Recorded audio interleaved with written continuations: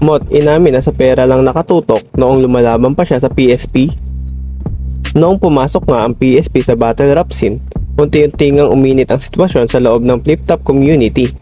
May mga MC nga na naging vocal sa kanilang saloobin at sa mga laban hanggang sa gamitin na itong linya pang atake at parinig na malinaw na pinapatamaan ang mga MC na lumalaban at sumusuporta sa PSP.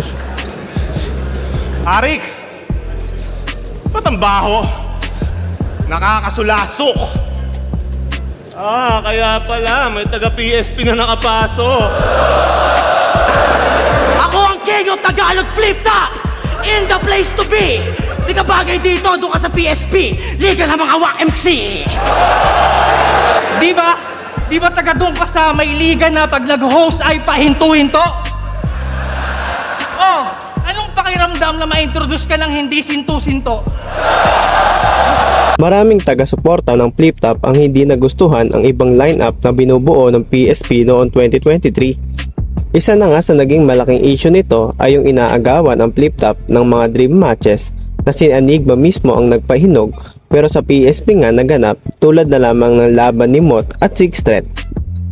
Syempre lagi ring nababanggit dito kung gaano nga kalaki ang bayad sa PSP, kaya may mga MC na hindi nakakatanggi at mas nakikita nitong bagong opportunity para magkaroon ng pera. May karapatan naman sila doon dahil wala naman silang kontrata sa flip-top. Kumbaga sila ay free agent battle rapper, kaya pwede silang lumaban sa kahit anong ligang gusto nilang pasukin. Sa interview nga ni Mot sa Linya Linya Show ay sinabi niya dito na mas nakatutok talaga siya sa pera noong lumalaban pa siya sa PSP dahil nga malaki ang talent fee, prizes kapag nag-champion at sa bawat panalo nga dito ay may additional bonus na 30,000. Lalo na yung run ko sa PSP. Yun nga parang hindi ko mahal yung ginagawa ko ng mga ano na yun. Siguro totoo rin siya kasi nung mga panahon na yun talaga parang para sa pera talaga yung ano ko nun eh. Doon ako nakatutok nun eh. Hindi ko siya Kaya hindi rin natin masisisi na nilapagan talaga ng ibang MC ang PSP dahil sa opportunity din naman ito. At for sure ay hindi rin naman ito pinagbabawalan ni Enigma na mubattle sa ibang liga.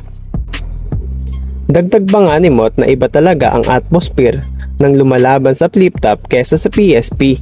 Dahil sa flip-top nga rin siya nakilala at umusbong ang kanyang pangalan, sa flip-top nga ay talagang labanan ng dignidad at nagpapakita ng pagsuporta sa kultura ng hip-hop. Parang may konting alibadbaran ka rin ng konti. Kaya parang hindi mo mayakap ng gusto. So, pagbalik mo ng home court, pagbalik mo parang nandun na lumabas yung ano mo. Tapos yun, ginamit ko rin yung angle na yun eh. Parang feeling ko, nagamit ko pa yung angle na yun bilang sandata ko rin. Overall, maganda pa rin naman ang pinakitang performance ni Mot sa PSP tournament kung saan siya pa nga ang itinanghal na champion. Naging controversial nga lang ang kanyang PSP run, pero hindi pa rin nawawala ang bagsik ng pagiging undefeated ni Mot kahit saang panligan dalhin.